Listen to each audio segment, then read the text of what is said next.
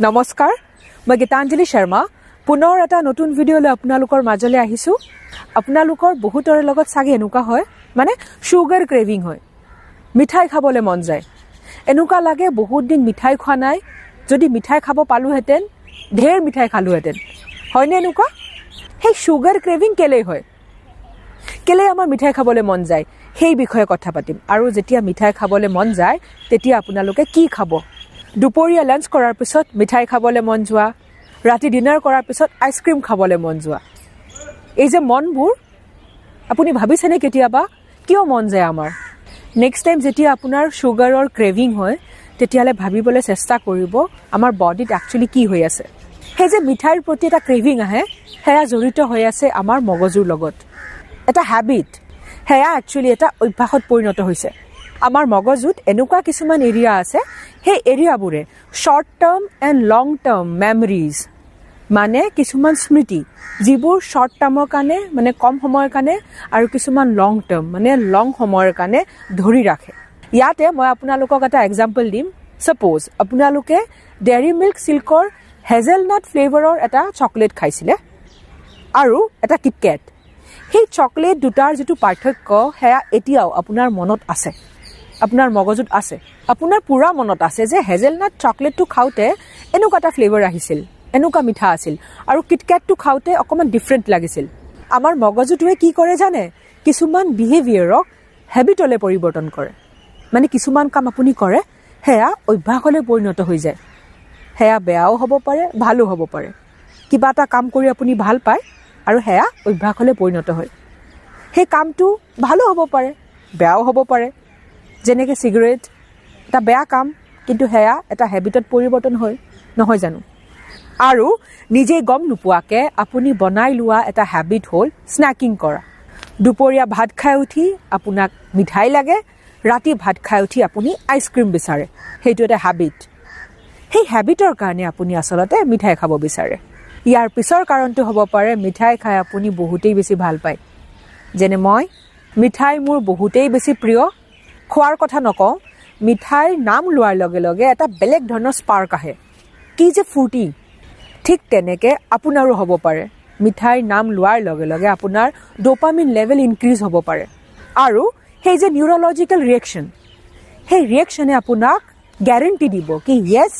মিঠাই খাই বহুতেই বেছি ভাল লাগে মিঠাই খাওঁ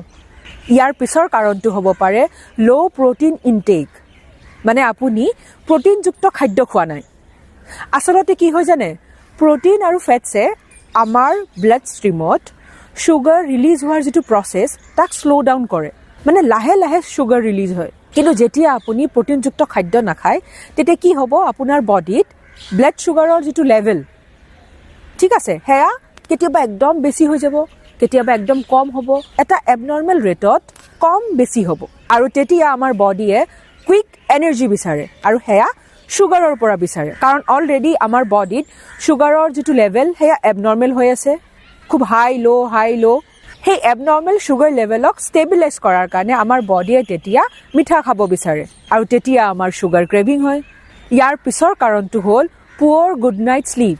মানে ৰাতি আপুনি ভালদৰে নুশুৱে যিসকল লোকে ৰাতি ভালদৰে নুশুৱে মানে তেখেতসকলৰ টোপনি এতিয়ালৈকে ভালদৰে কমপ্লিট হোৱা নাই সেই লোকসকলৰ সুগাৰ ক্ৰেভিং হয় মিঠাই খাব বিচাৰে আনকি সেই লোকসকলে জাংক ফুড খাব বিচাৰে ইয়াৰ পিছৰ কাৰণটো হ'ল ষ্ট্ৰেছ এণ্ড টেনশ্যন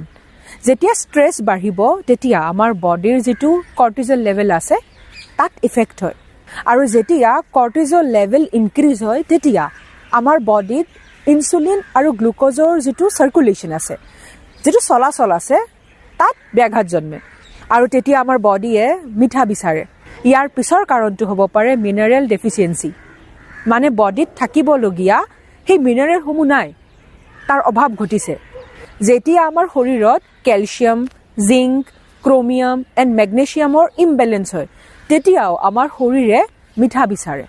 আৰু একদম লাষ্টৰ কাৰণটো হ'ল আপোনাৰ ভোক লাগা নাই আচলতে আপোনাৰ পিয়াহ লাগিছে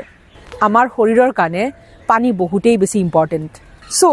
নেক্সট টাইম যেতিয়া আপোনাৰ সুগাৰ ক্ৰেভিং হয় মিঠাই খাবলৈ মন যায় তেতিয়া আপুনি এগিলাস পানী খাই দিয়ক প্ৰায়ভাগ লোকে পানী খোৱাৰ প্ৰতি ধ্যানেই নিদিয়ে এনেকুৱা বহুত লোক মই দেখিছো দিনটো কাম কৰিব ৱৰ্কআউট কৰিব কিন্তু 1 লিটাৰ পানী খায় চাওক যেতিয়া আমি পানী খাওঁ তেতিয়া আমাৰ বডিয়ে মিনাৰেলছো পায় সো আপুনি পানী কমকে খাব তেতিয়া আমাৰ শৰীৰত মিনাৰেলছৰ অভাৱ হ'ব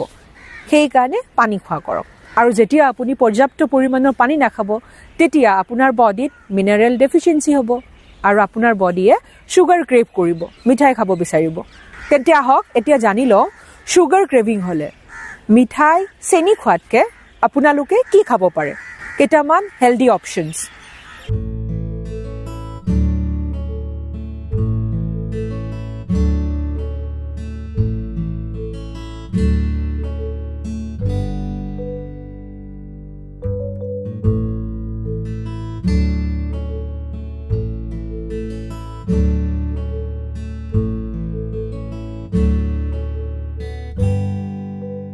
তেন্তে আজিলৈ আহিছো